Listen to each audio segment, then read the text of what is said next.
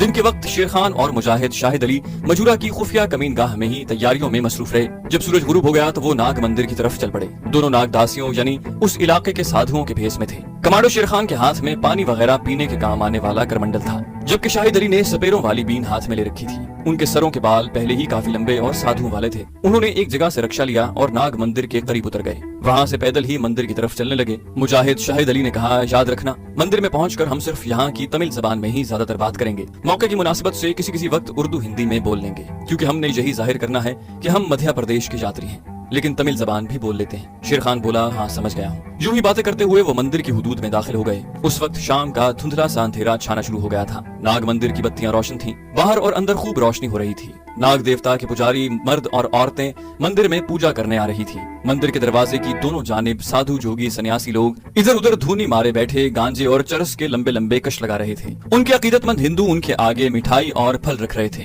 Commando शेर खान और शाहिद अली खामोशी से मंदिर में दाखिल हो गए। ये काफी बड़ा मंदिर था, जहाँ नाग देवता की बड़ी मूर्ति रखी हुई थी। वो एक ऊंचे चबूतरे पर गुफा सी बनी हुई थी, जहाँ सीढ़ियाँ चढ़कर लोग जा रहे थे। वो भी दूसरे पुजारियों के साथ नाग देवता की गुफा में आ गए, जहाँ आरती उतारी जा रही थी, घंटियां बज रही थीं। कुछ पुजारी एक तरफ बैठे भजन कीर्तन कर रहे थे। श्रद्धालु नाग देवता की मूर्ति के सामने बैठे हुए मोटे पेट वाले काले कलोटे महिंत के पास आकर मूर्ति को प्रणाम करते। महिंत उनके माथे पर उंगली से केसर लगाता और वो आगे चल देते। कमांडो शेर खान और शाहिद अली ने भी नाग मूर्ति के सामने जाकर उसे प्रणाम किया। महिंत ने उनके माथों पर बारी बारी केसर में भिगोई हुई उंगली लगाई और वो आगे बढ़ गए। वहाँ से सीढ़ियां उतरकर वो मंदिर के बड़े हॉल कमरे में आ गए, जहाँ बेशुमार सुतून थे, जिन पर देवी देवताओं और सांपों की मूर्तियां तराशी हुई थीं। वो एक सुतून के पास आकर बैठ गए और आहिस्ता आहिस्ता बातें करने लगे। शेर खान ने कहा, सबसे पहले हमें ये मालूम करना चाहिए कि यहाँ नाग दासियां कहाँ होती हैं और वो किस वक्त नाग देवता की मूर्ति के आगे आगे रक्स करती हैं। शाहिद अली ने आहिस्ता से कहा, ये तो यहाँ आने जाने वाले लोगों में से ही किसी को मालूम करना चाहिए। इतने में एक बूढ़ा तमिल उनके पास आकर बैठ गया। शायद वो मंदिर में मूर्तियों के दर्शन करते करते थक गया था। कमांडो शेर खान को मौका मिल गया। उसने तमिल जबान में बूढ़े से पूछा,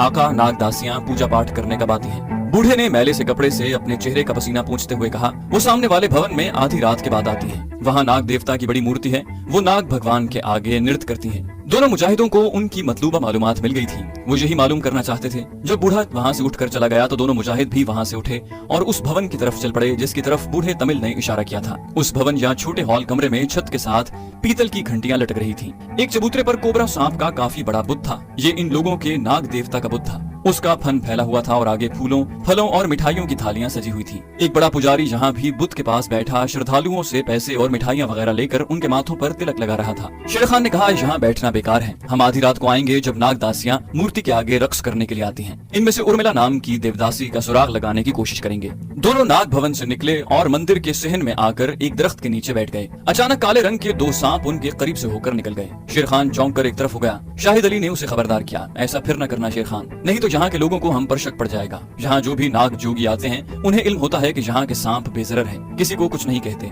शेर खान ने धीमी आवाज में कहा, माजरत शाहिद अली, मैं आइंदा ख्याल रखूंगा। शाहिद अली कहने लगा, यहाँ के सांप जहरीले बिल्कुल नहीं होते। ये सांप तो इन लोगों के घरों में भी आजादी से रेंगते फिरते हैं और कभी किसी को नहीं डसते। अगर किसी में जहर हो भी तो वो किसी को कुछ नहीं कहता। यहाँ के बच्चे तो सांपों के साथ खेलते रहते हैं और तुम उनके सामने कभी किसी सांप को मारने की कोशिश भी न करना। यहाँ के सांप इन लोगों के लिए देवता का दर्जा रखते हैं। रात गहरी होती जा रही थी। मंदिर में से भी अकीदतमंदों का हुजूम छट गया था। मंदिर के पुजारी, भिक्षु, साधु और कुछ दूसरे लोग ही वहाँ नजर आ रहे थे। इस दौरान कुछ अकीदतमंद औरतें और मर्द कमांडो शेर खान और शाहिद अली के आगे भी उन्हें नाग साधु समझकर मिठाई के डोने और फल रख गए थे, जिन्हें उन्होंने मजे से खाया। जब रात आधी गुजर गई तो वो उठकर बड़े नाग देवता के भुवन में आ गए, जहाँ नाग दासियों के रक्स की तैयारियां शुरू हो चुकी थी। नाग की मूर्ति के आगे मोमबत्तियां रोशन कर दी गई थी। लोबान सुलग रहे थे। लोग दो कतारें बनाकर बैठ गए थे। इनमें साधु लोग और छोटे पुजारी भी थे, कुछ औरतें भी थी।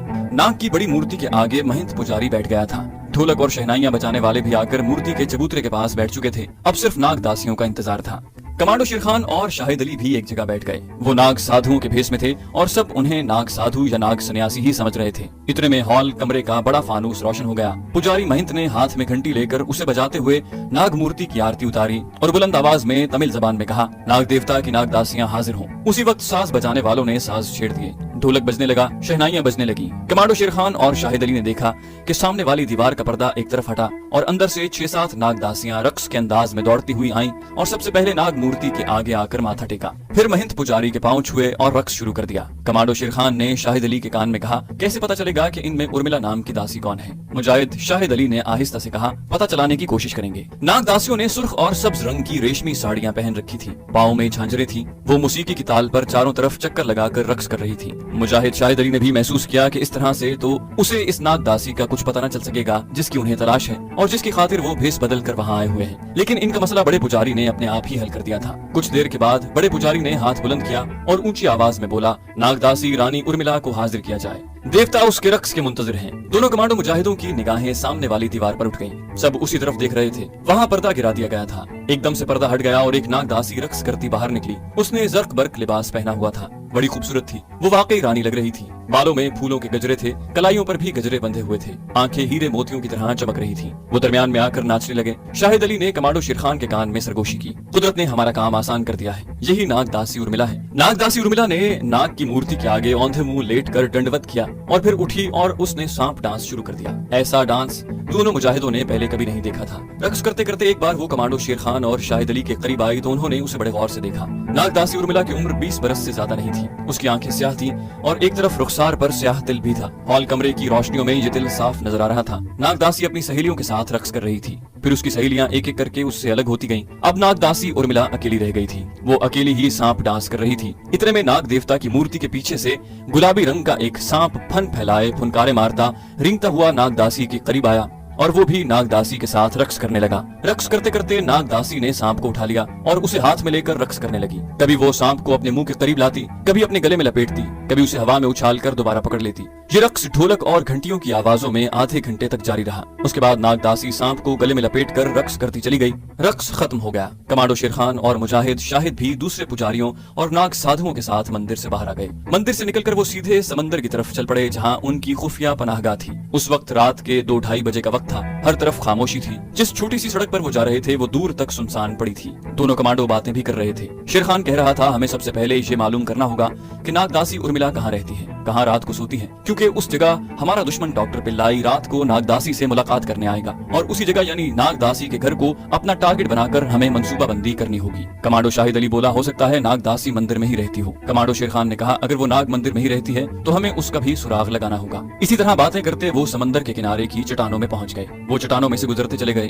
अपनी खुफिया गार वाली पनाहगाह में आकर उन्होंने मोमबत्ती रोशन की तो देखा कि फर्श की एक जानिब दरी बिछी हुई थी। ये मैले रंग की पुरानी दरी थी। एक तरफ 2 पुराने कंबल, 2 गेरुए रंग की चादरें भी रखी थी। पानी से भरा हुआ मिट्टी का बड़ा मटका और पानी पीने और बाहर से पानी लाने वाला दरमियाने साइज का डोल भी पड़ा हुआ था। एक देगची भी थी। उन्होंने देगची का ढक्कन उठाकर देखा, उसमें खिचड़ी थी जिसके ऊपर आम का अचार रखा हुआ था। शाहिद अली अपनी बीन और करमंडल एक तरफ रखते हुए दरी पर बैठ गया और बोला, अरसलान ने हमारी जरूरत की सारी चीजें पहले से यहाँ रखवा दी हैं। हमने उन्हें साइलेंसर वाले 2 पिस्तौल और फालतू गोलियों के लिए भी कहा था। कमांडो शेर खान बोला, मैं देखता हूँ ये चीजें भी जरूर यहीं कहीं होगी। वो दूसरे कोने की तरफ बढ़ा जहाँ 2-4 पुरानी चादरें तह करके रखी हुई थी। उसने उठाया तो नीचे 2 पिस्तौल और गोलियों का एक डिब्बा रखा हुआ था। उसने शाहिद अली से कहा, वो लोग असलहा भी रख गए हैं। शाहिद अली ने कहा, उसे वहीं पड़ा रहने दो, जिस वक्त जरूरत होगी तो निकाल लेंगे। वो मंदिर से खा पी कर आए थे, उन्हें भूख बिल्कुल नहीं थी। मोमबत्ती बुझाकर सो गए। सुबह जब उनकी आंख खुली तो गार के तहाने में से रोशनी आ रही थी। वो उठकर चट्टानों के पीछे उस जगह आ गए जहाँ समंदर का पानी जमा हुआ था और एक तालाब सा बन गया था। जहाँ वो नहाए।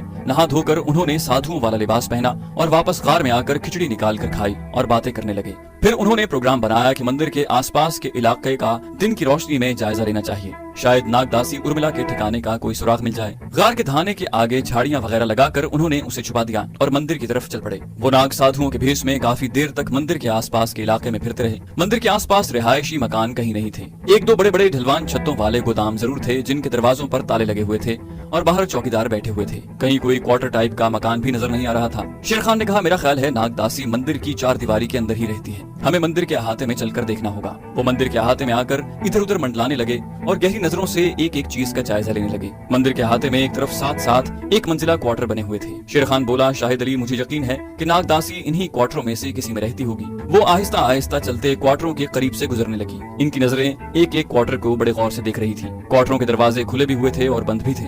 कहीं कहीं किसी बूढ़ी औरत की झलक नजर आ जाती थी। किसी क्वार्टर के बाहर कोई बूढ़ा आदमी बैठा नारियल की गुड़गुड़ी पी रहा था। 1-2 क्वार्टरों के बाहर कुछ जवान लड़कियां भी दिखाई थी।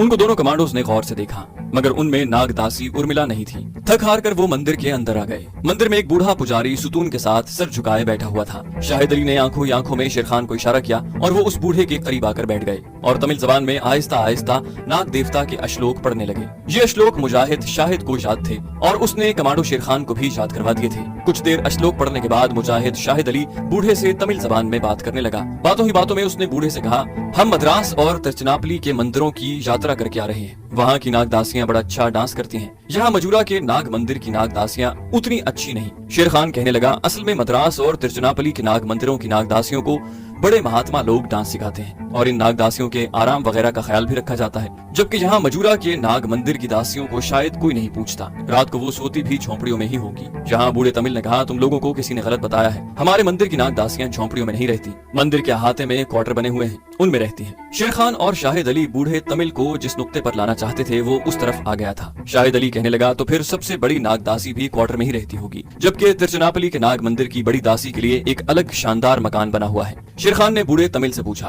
क्या यहाँ बड़ी नागदासी उर्मिला के लिए कोई अलग मकान नहीं है? बूढ़े तमिल ने कहा, कहते हैं कि नागदासी उर्मिला एक शानदार मकान में रहती है, जहाँ वो सिर्फ रात को सोने के लिए जाती है, लेकिन किसी को नहीं पता कि वो मकान कहाँ पर है। मंदिर का बड़ा पुजारी जिस रात उर्मिला ने नाग डांस करना होता है उसे अपने साथ अंधेरे में उसके मकान तक छुड़ाता है। सिवाय बड़े पुजारी के किसी को मालूम नहीं कि बड़ी नागदासी का मकान कहाँ पर है। शेर खान ने शाहिद अली की तरफ देखा। मामला मजीद पुरअसरार होता जा रहा था। शाहिद अली ने तमिल जबान में ही बूढ़े से पूछा, उर्मिला नागदासी के लिए इतनी राजदारी क्यों बरती जा रही है? बूढ़े ने कहा, इसलिए कि कहीं दूसरे शहरों के नाग मंदिरों के पुजारी उसे अगवा करके अपने मंदिर में न ले जाएं, क्योंकि उर्मिला नागदासी की वजह से इस मंदिर को बहुत आमदनी होती है। शेर खान और शाहिद अली ने इस बूढ़े से जो मालूम करना था वो उन्हें मालूम हो गया था। वो उठकर मंदिर के अहाते में आ गए। शेर खान ने कहा, मामला और उलझ गया है। नागदासी के मकान का कैसे सुराग लगाया जाए? इसका मतलब है कि जिस रात डॉक्टर पिल्लाई उसके पास आता होगा तो वो भी बड़ी राजदारी से आता होगा। उसके बॉडीगार्ड मकान के इर्द गिर्द पोशीदा जगहों पर छुप कर बैठ जाते होंगे। साइंसदान डॉक्टर पिल्लाई खुद भी राजदारी से काम लेना चाहता होगा ताकि किसी को इल्म न हो कि वो रात को मंदिर की नागदासी से मिलने आया है। शाहिद अली कहने लगा, डॉक्टर पिल्लाई बख्तरबंद गाड़ी में आता है।